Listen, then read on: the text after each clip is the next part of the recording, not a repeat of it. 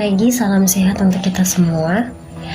Sesuai dengan materi yang kita presentasi di hari ini terkait dengan pemilu atau pemilihan umum. Sebelum saya menjelaskan terkait dengan pengertian pemilu, untuk teman-teman pasti sebelumnya pernah mengikuti pencoblosan atau pemilihan pemilu atau pemilihan umum. Nah, dari materi ini dapat saya simpulkan sebelumnya bahwa pemilu atau pemilihan umum itu bukan terjadi saja kepada pejabat besar negara, misalnya seperti pemilihan presiden dan wakil presiden, gubernur dan wakil gubernur, bahkan dan lain-lain. Tetapi menurut saya pemilihan ketua kelas, ketua OSIS, ketua angkatan itu juga merupakan salah satu tindakan pemilu atau pemilihan umum. Nah, apa sih yang dimaksud dengan pemilu? Pemilu atau pemilihan umum adalah proses formal pengambilan keputusan kelompok di mana anggota masyarakat yang memenuhi persyaratan memilih seseorang untuk memegang jabatan administrasi publik.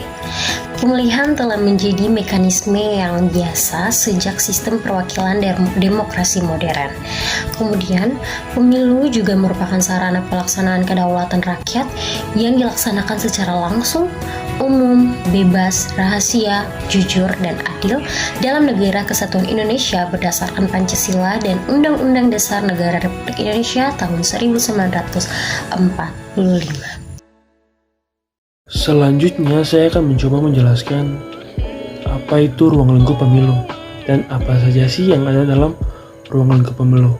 Jadi teman-teman, di dalam Undang-Undang Nomor 15 Tahun 2011 tentang penyelenggaraan pemilihan umum menyatakan bahwa penyelenggaraan pemilu yang berkualitas diperlukan sebagai sarana untuk mewujudkan kedaulatan rakyat dalam pemerintahan negara yang demokratis berdasarkan Pancasila dan Undang-Undang Dasar Negara Republik Indonesia tahun 1945. Dan bahwa untuk meningkatkan kualitas penyelenggaraan pemilihan umum yang dapat menjamin hak politik masyarakat, dibutuhkan penyelenggaraan pemilu yang profesional serta memiliki integritas, kapabilitas, dan akuntabilitas.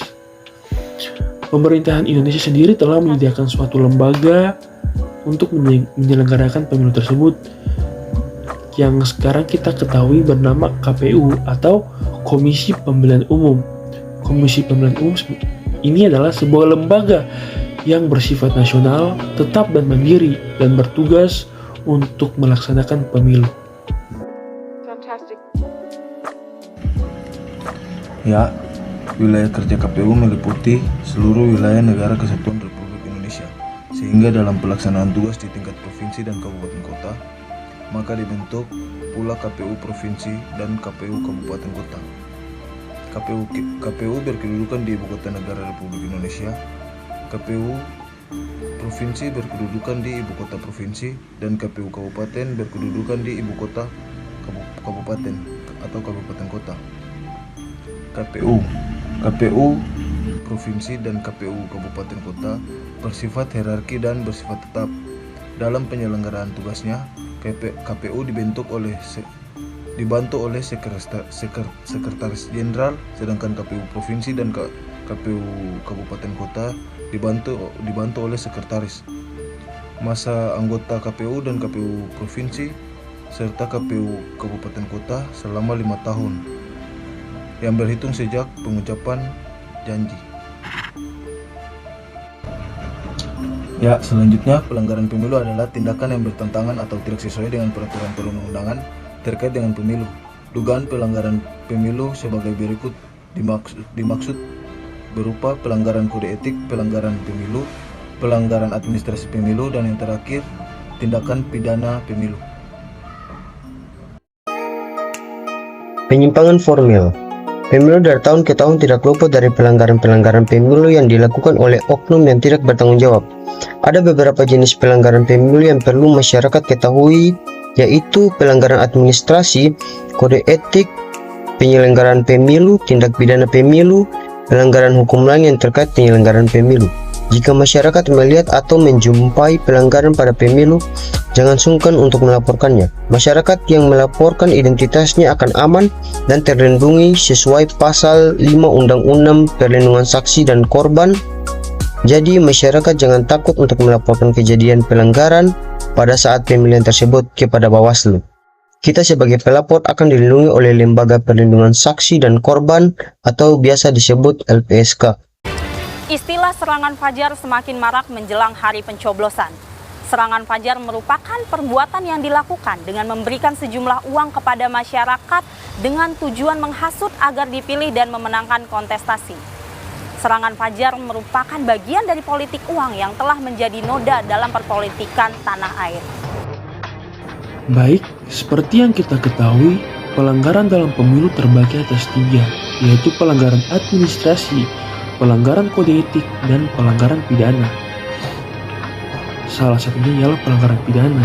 Apa itu pelanggaran pidana? Pelanggaran pidana merupakan pelanggaran dan atau kejahatan terhadap ketentuan tindak pidana pemilu, sebagaimana yang diatur dalam Undang-Undang Pemilihan Umum. Contohnya seperti yang tadi teman-teman lihat, yaitu politik uang. Ada juga memberikan suara atau mencoblos lebih dari sekali di satu TPS atau lebih, mengubah perolehan suara secara tidak sah, dan pemalsuan dokumen syarat pencalonan. Jika kedapatan ada yang melakukan pelanggaran, maka dapat dikenakan sanksi pidana penjara dan denda. Nah, kemudian dari keseluruhan materi yang telah diberikan oleh saya dan teman-teman yang lain, dapat disimpulkan bahwa pemilu atau pemilihan umum merupakan salah satu sarana bagi partisipasi masyarakat, karena masyarakat diberikan kesempatan untuk menentukan siapa yang akan mereka pilih dalam lembaga legislatif dan eksekutif, baik di tingkat daerah maupun tingkat nasional.